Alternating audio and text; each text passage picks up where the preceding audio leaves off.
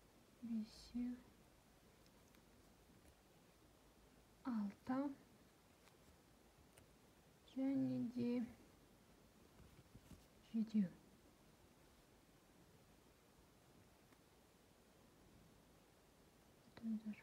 Біреу, екеу, үшеу, төртеу, бесеу, алтау, жетеу болыпты. Енді міне мына жеріне кіргізіп мына біріктіріп аяқтаймыз.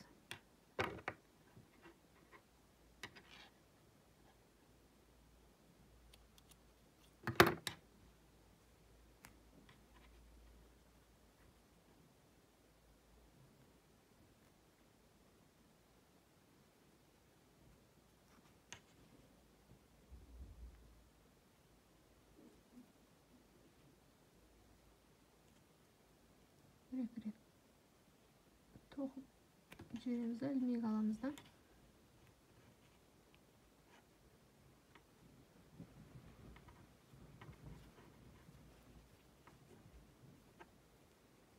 Мынаның ара-арасына кіргізіп жіберсе болады, өйткені бұл қазір байқалмай, байлаған кезінде байқалмай кетеді.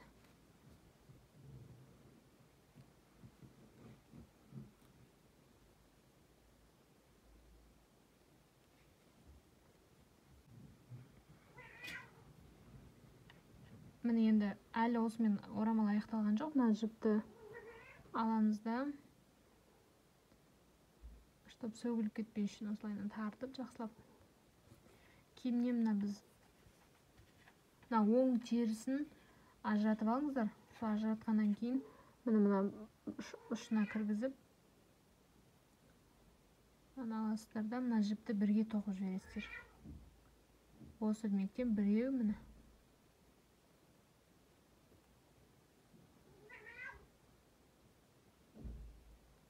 екеу, үшеу, төртеу, бесеу, осылай 20 аламыз. Екінші жағына да солай 20 алыңыздар. Ол орамал тығыздап байлау үшін керек. Сол себепті мен 20 аламын. 20 алдық қой, енді. Кесіп тастадық та.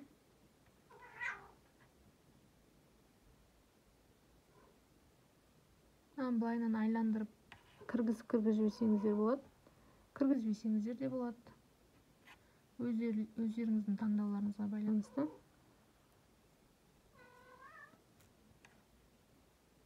Келесісін мына ұшында, осы жағында осылай жасайсыздар. Достар, енді сумкасын тоқитын боламыз. Қараңыздар, ол үшін 8 воздушный петля аламыз да. Бос ілмек. 2, 3, 4, 5, 6, 7, 8. 8 алдық қой, тағы да 2 аламыз. 1, 2. Ол не үшін? Петля подъемы үшін ғой. Бір ілмекті бағаннан 1, 2, 3,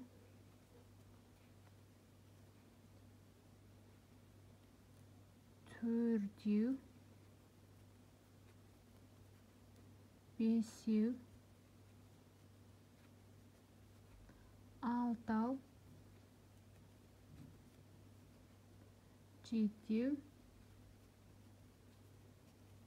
7, 8 тоқыдық. Астыңғы жібін жақсылап тартып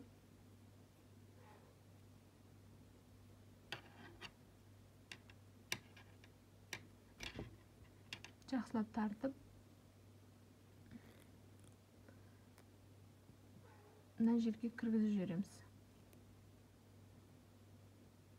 Тағы да 2 бос ілмек алып екінші қатарды тоқимыз. Дәл солай ілмекті бағаннан болады. Осылайынан қараңыздар, біреу тоқыдық, екіншісін бастадық, тағы да 8 тоқисыздар. Общий сонда 10 болу керек. 10 тоқып алып келіңіздер, содан кейін қалай біріктіретінін көрсетемін. Достар, жаңа мен 10 дедім ғой, иә, негізінде 8 тоқсақ та жететін сияқты. Қараңыздар, өйткені сумканы қазір біз біріктірген кезде мен осылайынан аузын жапсақ, міне куклаға жеткілікті сияқты. Осы шеттен енді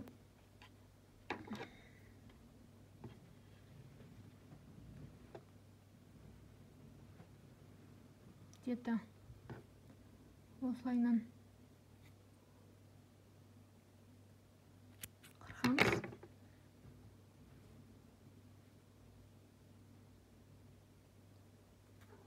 Шығарып аламыз да. Одан кейін бізге қалың ине қажет. Жуан ине қажет.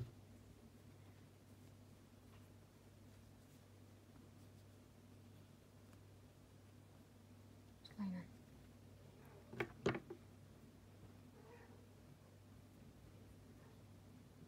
Осын жуан инеге қадай.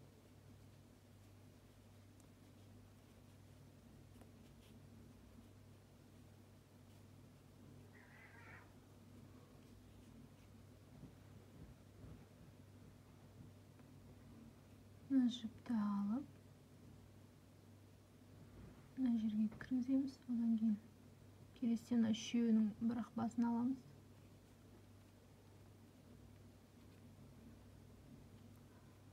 Және инені дұрыстап салмаса өтпей қоятын әдеті бар.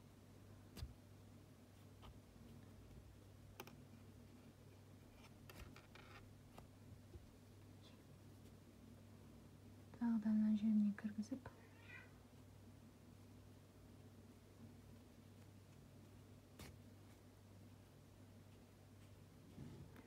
әрі қарай мынаны біріктіреміз.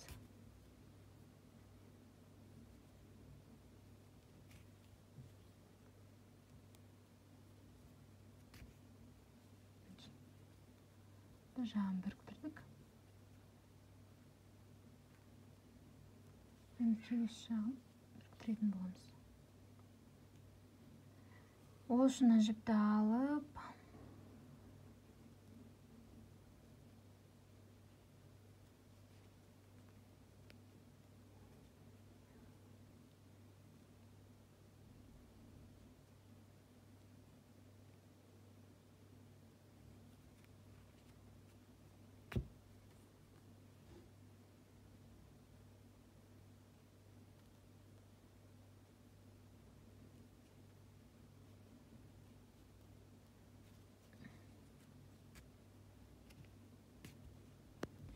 келесі жағынан шығардық. Енді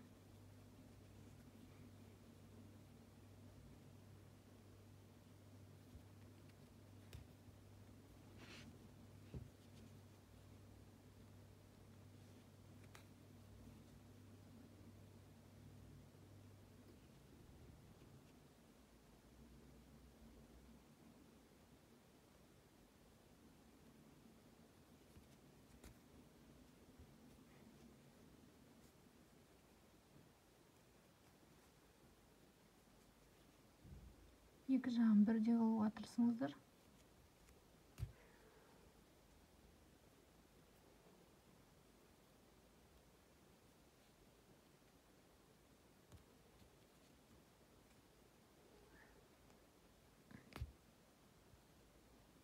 Үшіншісіне кіргіздім, міне.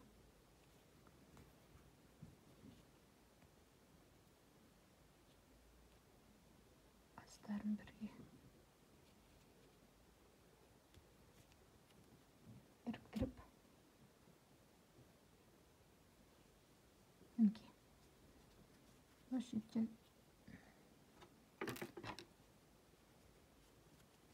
мынаны алып, енді ішіне кіргізіп жасырып жібересіздер. Күрчекпен.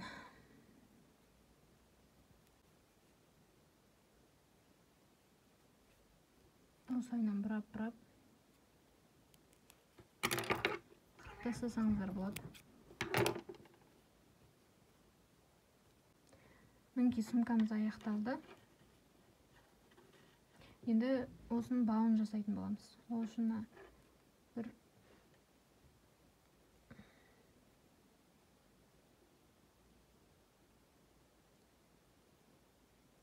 аламыз да сумканың шетінен кіргізіп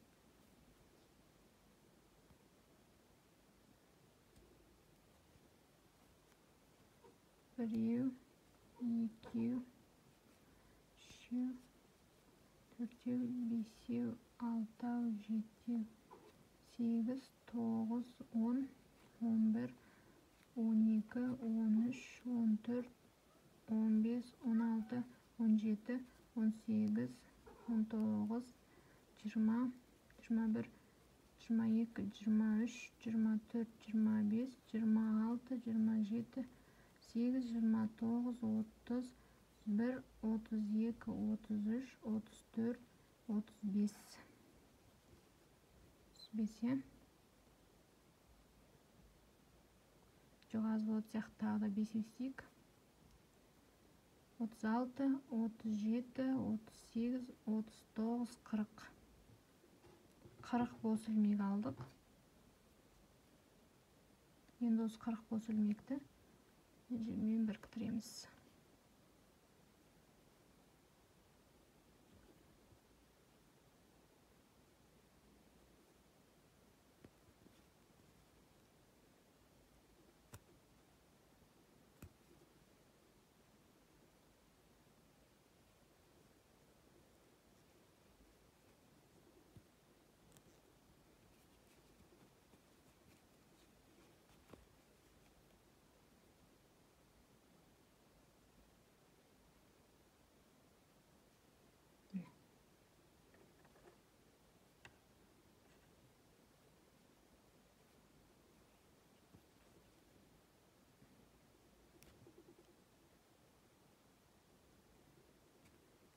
Теріс жағынан жіпті кіргізіп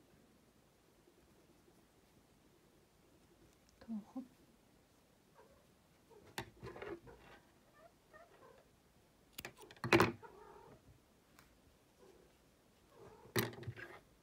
кішкентай крючокпен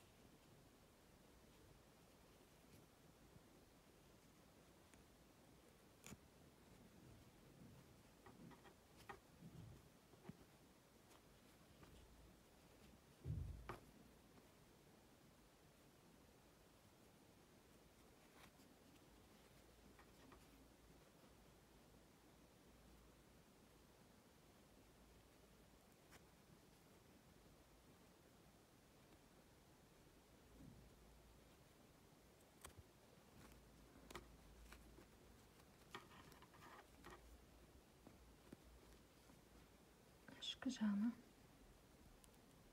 жасырып жіберсек болады. Мына жіпті де дәл солай.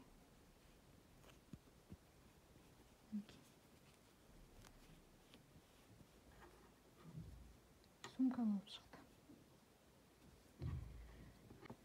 Мінекей достар, мен өзімнің сумкамды аяқтадым. Осындай сәндік үшін моншақтарды тігіп қойдым. Сіздер де тігіп қойсаңыздар болады. Және де осындай орамалын тоқыдық. Менікі аяқталып біткен байлағанға келіп болады. Одан кейін осындай қолдарын тоқыдық. Келесі бөлімде біз басын тоқитын боламыз.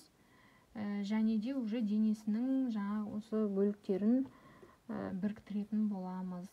Қандай да бір сұрақтарыңыз болса, комментарий жаза отырыңыздар. Видеоларым көңілдеріңізден шығып жатса, лайк басуды ұмытпаңыздар.